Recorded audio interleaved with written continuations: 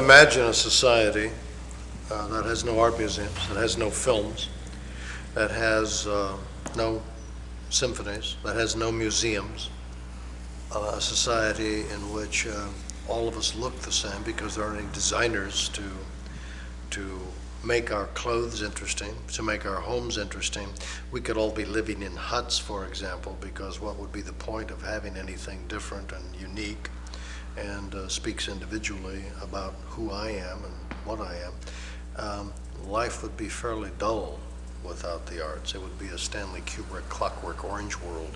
It would be 1984. It would be a concrete world.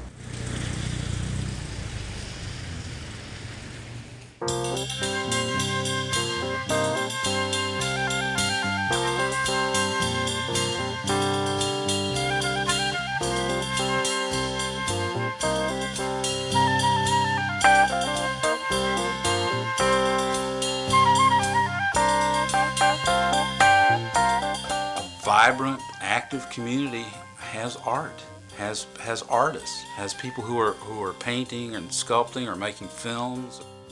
I think the role that the arts play in helping new business come into a community or business that's there to be satisfied in the community that they're in, so that as they expand within that community. I can't imagine that BMW would have chosen this area had there not been the quality of life that we're talking about here.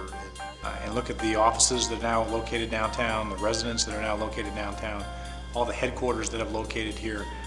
The arts is an important part of virtually every professional that I know's life. It's an important part of the kind of community they want to have. Without that ingredient, they don't come. And I think the arts are a critical part of education, and certainly programs that have rich arts programming for their students are better educational programs as a whole. I think that based just on my own children, that without the arts, their educations would have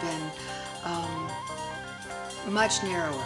In every key area of the community, there's got to be somebody who sort of keeps their finger on the pulse, whether it's the United Way with Health and Human Services or Greenville County School District when it comes to K through 12.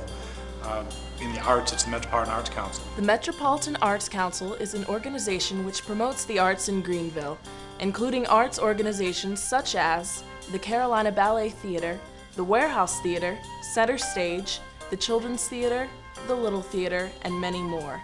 The Council also funds specific arts projects for groups such as the Children's Museum, the YWCA, Greenville Symphony, and the Phyllis Wheatley Community Center.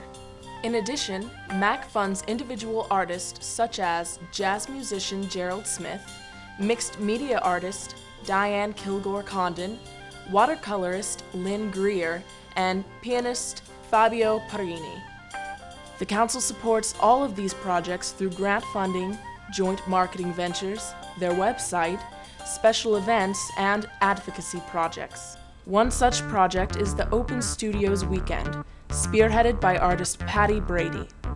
Open Studios is usually a weekend event where artists' private studios are open to the public. There are probably, I think, 60 or 70 of us who are going to be in open studios, and that's within 15 miles of downtown Greenville. The idea behind Open Studios was that it would be artist-driven, and artists would be involved in the process. And all the excitement for the artists is there in the studio.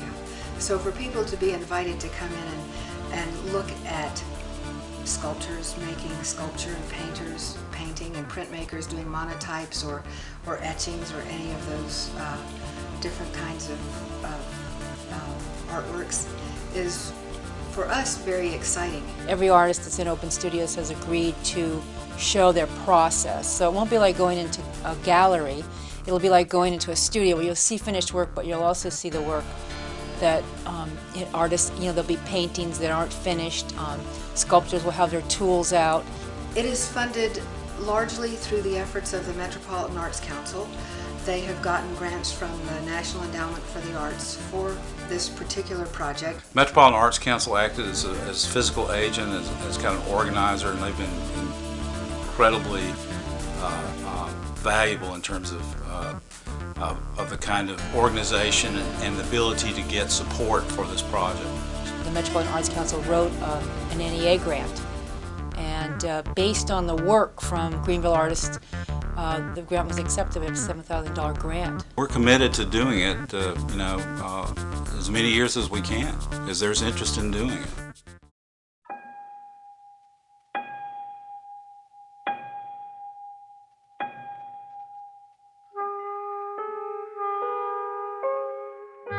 The Metropolitan Arts Council seems to be sparking a lot of new activity in the arts. It seems to be spreading the word about the fact that there are artists in Greenville. Another project that MAC helped to support is Diane Kilgore Condon's Art Bomb. The Art Bomb is a building which provides studio space to several artists in the area. Art Bomb basically started in a show that we had as a group of artists in Greenville 10 years ago. I had a studio downtown on Coffee Street, and in the development downtown, a lot of it's been sold, and our building was for sale, and it has subsequently sold. So we needed a new place to work, and we came out to West Greenville and saw this building and fell in love with it, and it's this huge, beautiful place. And because there was so much space, we decided to kind of spread the wealth. And so now there's 14 studios instead of 6, as there were on Coffee Street. Greenville's needed something like this for a long time. To have a situation where artists can work together in a building, and again, to have a sense of community. It's not just about having a space to work. It's about being around other artists, making new relationships. We're going to have a kiln out back, and hopefully we'll be able to offer the community a little bit of a perk for being here. Number one, it won't be an abandoned building anymore. And we're trying to offer the kids some free classes, and maybe even the senior citizens, we can get the materials donated. So we're hoping to make a big impact out here.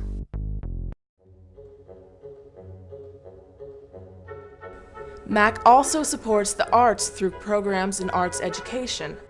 Without education in the arts, there's really no way for them to be able to access their cultural heritage. I mean, it's just a, kind of a common theme that binds us all. The drive to say something, the drive to create.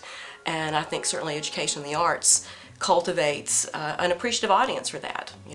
MAC has a partnership with the Greenville County School District and funds individual schools such as Mitchell Road Elementary, Heritage Elementary, and Greer High School's Anything Goes production. If you look at grading patterns, again, it's well documented that those students who are participating in sports, in the arts, in I think a number of activities tend to perform better than those who are not as engaged. MAC has been working very closely with Dr. Roy Fleur at the Fine Arts Center in writing grants to the state and the federal government to help get money for an overall arts education plan and curriculum in the district, which has never existed in the past. This will be an ongoing relationship, and the Metropolitan Arts Council will continue to build arts education programs throughout the district, where the council will be acting as the administrator of the arts education programs. The council also does cultural assessment on behalf of all the arts programs in the area.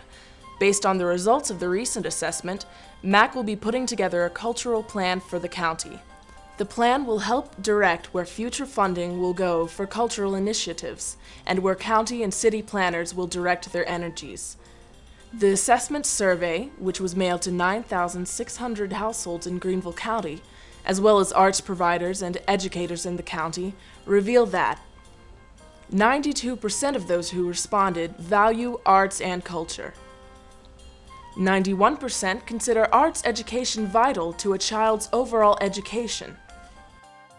And 91% feel that cultural planning is important to growth and development planning in the county. In addition, 75% of those surveyed have a high degree of recognition of Greenville's existing cultural venues, including the Peace Center, the Greenville County Museum, and the Greenville Symphony. The arts are constantly looking for funding sources, and arts campaigns such as MAC's Campaign for the Arts are done all over the country. The Campaign for the Arts is an employee-based campaign conducted in corporations and organizations all over Greenville County. You can start donating as soon as the campaign for the arts is kicked off at your corporation. Each participating company will handle the campaign differently. Each campaign will be tailored to the specific company that runs it. There are a lot of artists in our community seriously working. A lot of times you put on an exhibit and you spend more money than you make, even though you've sold paintings, because you've got so much cost involved. In some respects, Greenville is very good at supporting the artists and the art community. And in a lot of respects, it's a little behind the times. It's a little tough for artists to make a living at being an artist in Greenville. A vibrant, active community has art.